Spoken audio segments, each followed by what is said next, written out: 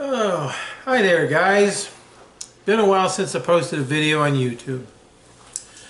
In fact, I'm a little late doing an unboxing video because right here, not the last live stream, but live stream before this was in November sometime. Roy was doing a giveaway.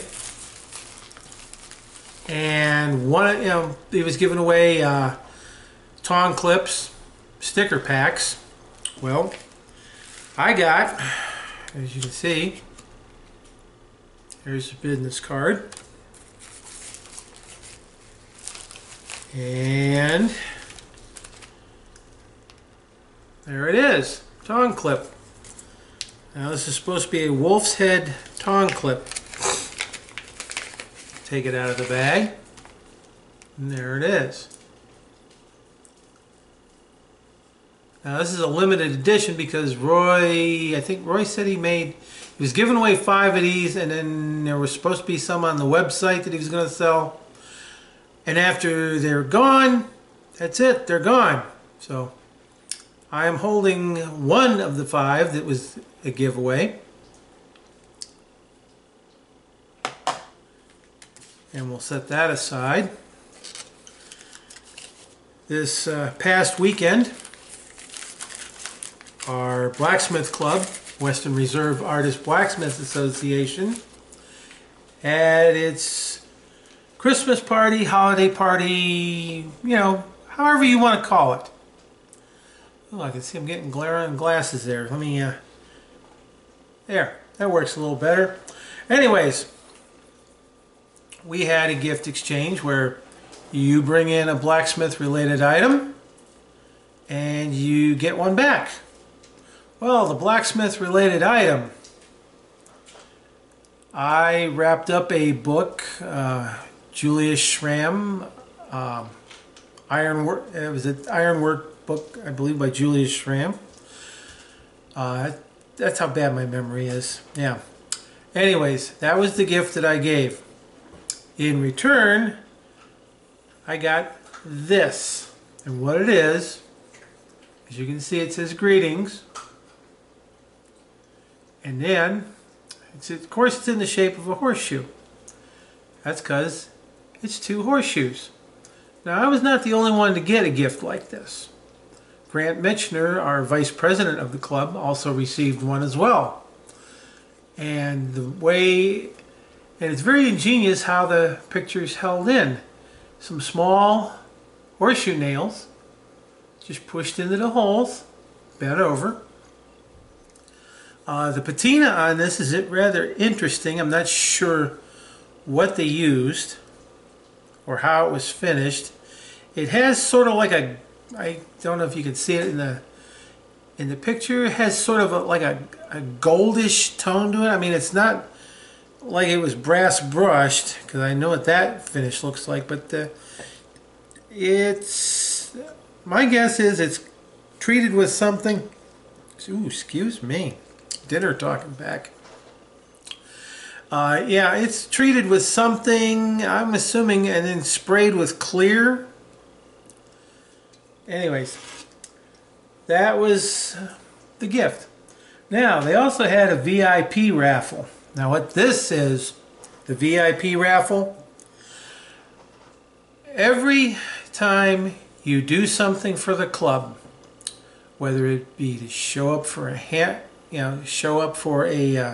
volunteer at a festival, which we put on several times a year, show up for Tuesday Night Forge to help instruct. Recently I did American Society for Metals, which was a club activity.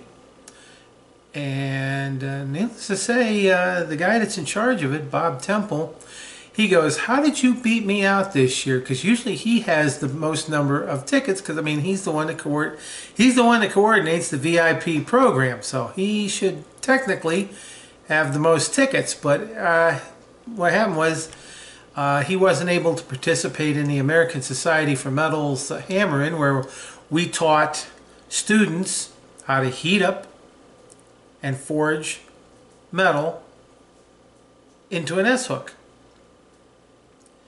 And needless to say, it went really well. The only person to get actually injured, and I mean I do this at least once every time I go blacksmithing, is I accidentally touch hot metal. And yeah, I found the hole in the wax rag, because we have a container that has chunks of beeswax in it and several rags. Well, some of these rags are so soaked with beeswax, you don't even bother with the beeswax. You just take the warmed item, lay it in the rag, and you just work the rag around. Well, my thumb found the hole in the rag. Ow.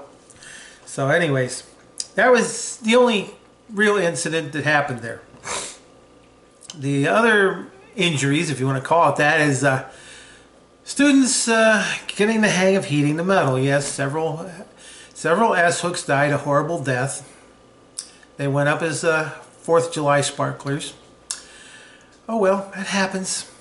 I mean, heck, even us seasoned veterans, I've been doing this, yeah, next year I'll be 20 years doing this off and on as a hobby. Yeah, I mean, I wouldn't even call myself an intermediate blacksmith. I mean, yeah, I know a lot about the hobby and in theory and practice and stuff, but most of the time I wind up, you know, doing the simple stuff. I wind up making J-hooks, you know, for the club, broom handles, which you've seen on my Facebook post. Recently I made shovel blanks, so if you go under any one of those, either Black Bear Forge or County Line, or, well, can't go under Rava because that's because we have a members only website. I know they're on there, but yeah, I wind up taking on projects that nobody else seems to want to do or doesn't have the time to do. You know, I mean, it's no fault of their own. Besides, it gives me some reason to swing a hammer. Speaking of which, now back to the VIP program. Yes, there were several items that were given away. And there was one item I was eyeing and hoping, of all hope, to get. Because one of our club members makes these. And he does such an excellent job. I would put this right up against anybody else's hammer that makes and sells hammers. The fit and the finish on these is quite excellent. I don't know if he has a website where he sells these or not. I know our club members have commissioned him to make some. And I was going to, you know, inquire about commissioning one myself. And I have, it feels about like 2.5, 2¼ pounds. Cross peen. Yeah, that's the head of it. Made by Mike Barton. The name of his forge is the Poison Ivy Forge, and you can see his logo there. Turn it around, there's his initials. And this hammer is entirely made by him. This is 1045 medium carbon steel. I'm not sure what diameter the billet was, but also the handle is made by him. Somewhere he gets handle blanks from some company online, and he makes the whole thing. Yes, it's secured with a wooden wedge. So as you can see, but yeah, this, when I got this, I thought, you know, I need to do a video on this. And then I realized, yeah, I've got a gift that I got to show off. I've got an unboxing video to do, so I might as well just lump it all together into one thing. So needless to say, I can't wait for warmer weather, because right now it's cold and rainy outside, and it'll take forever to heat my little 1-brick forge up. Yeah. In my shed out back, or I should say the parking garage, I call it the shed. Yeah, I have a 10 by 20 space. In there is a whole bunch of other stuff. But there's enough space set us off to the side. There's a couple of 4-shelf racks, a table, my 1-brick forge, a big square timber, my backup anvil, which is a pretty good sized chunk of D2. It weighs about 40 pounds. And that was the thing I picked up at SOFA, not this past year, but the year before in 2018. Yeah, that comes in handy. I mean, that's working out really nice as a small portable anvil for a backup. I mean, it just goes to one of these days I'm going to get around to making a video showing me using this thing. I mean, for those that are just getting into blacksmithing, everybody thinks you gotta have an anvil. No, you don't have to have an anvil. Because when I first started, I actually had a hunk of railroad. I had 2 items for pounding metal when I first started this almost 20 years ago. It was one of my dad's old sawhorses, a hunk of railroad track with a wedge-shaped nose on it that someone had given my buddy when he found out I was getting into blacksmithing. He goes, "Well, here's your anvil." I go, "Oh, great." And it served the purpose. And then there was also the 50-pound elevator weight. Yeah, this big. How my dad came across this thing, I don't know, but it weighed 50 pounds. It was solid steel, and I actually used it as an anvil because at the time we were having a natural gas line installed at the house. And of course the guy's running the ditch witch, and he's just chugging right along through, and evidently during the construction of the particular addition to the house, my dad had the house enlarged in 1962 to make room for my sister.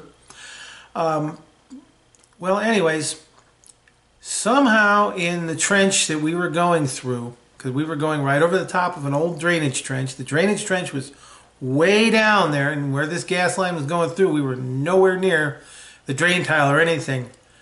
But we did come across a brick. Yeah, big old red clay brick. You think the ditch witch would have just chomped right through this sucker? No, evidently, you know how they say chain is only as strong as its weakest link? Yeah, well, we found the weak link. So needless to say, after the thing came apart and it all fell into the trench, we had to, you know, reach down in there, pull all this out. And never did find the pin that snapped off, but excuse me, nose itch. We did manage to get the track back together, but I had nothing for a rivet. Well, we made an appropriate rivet.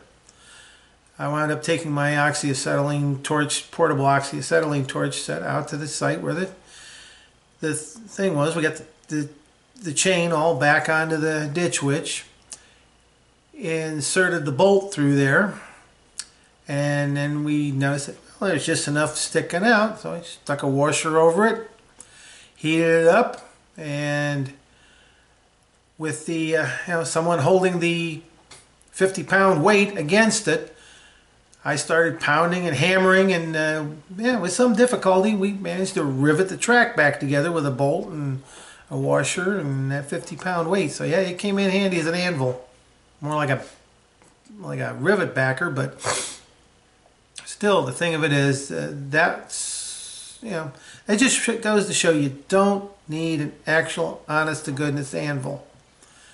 And then top it off, the anvil that I got years ago from Harbor Freight, and everybody says Harbor Freight anvils are junk. Yeah, the newer modern cast iron 55-pounders, yeah, they're good for a boat anchor, I'll give them that.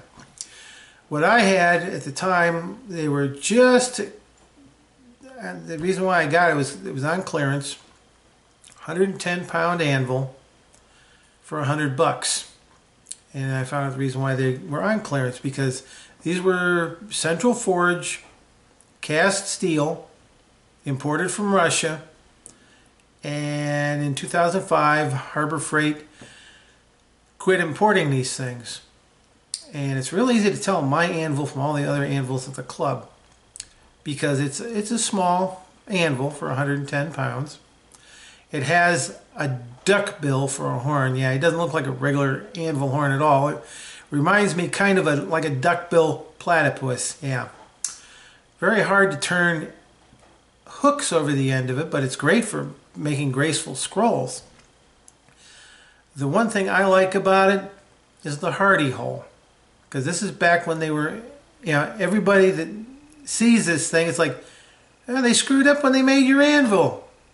The Hardy hole's off by 90 degrees or 45, however you want to look at it, because normally how a traditional Hardy hole is in an anvil, it's nice and square in line with the rest of the body. Mine is turned 45 degrees. Well, I like it for one reason, is because when you use a traditional anvil with the cutoff in it, you either have to be in line with the tail of the anvil, or you have to position yourself, another way to line up, because there's only two ways you can put the Hardy in. With mine, I just drop it in and it's at a 45 degree angle, which is kind of nice, because when I bring the material up, let me scoot back here. I'll stand up. Probably be out of frame. But when I, bring my arms up to like this, to cut off the material, you can see that the Hardy being at a 45 degree angle like that is perfect. And then what I do, of course, another thing is, everybody tells me I'm weird because I have the horn facing the wrong way. Whenever I set up an anvil, regardless whether it's mine or somebody else's, and I'm going to use it, I'm a right-handed smith, I prefer my horn to face to the right. Everybody says, no, it's supposed to face to the left. Well, I find with it facing to the right, you got the cutoff or Hardy tool, whichever you're using of any kind, is on the left side of the anvil. After using that tool, you can then go right to the body of the anvil, pound on your material, and then go right to the horn and scroll or do whatever you want. Whereas, and I find it more comfortable and natural to do it that way. Now, when I have to work on one where somebody set it up to the left and it's not easily to be turned around, I have two choices. Use it as is, or work from the other side of the anvil so the horn is facing to the right. And, well, needless to say, sometimes you can't always do that, because the way the forge is positioned, you waste too much time coming from the fire to do it with the horn facing to the right, because it's flipped around backwards. It would be, and of course I know they make dual horned anvils, because like I said, my 100-pound, the 110, whatever I mentioned, Harbor Freight anvil, yeah, it's got a traditional, well, if you want to call it traditional horn on the right, and then it's got the traditional tapered square on the other end. It would be nice if somebody made an anvil where it had a round horn on each end, maybe, I don't know. But yeah, well, I'm running this video longer than I really should. So all I can say is that's what I've been up to, guys. My thoughts on a few things, and the unboxing and the Christmas gifts I got. So that's it, and we'll catch you down the road in a live stream somewhere.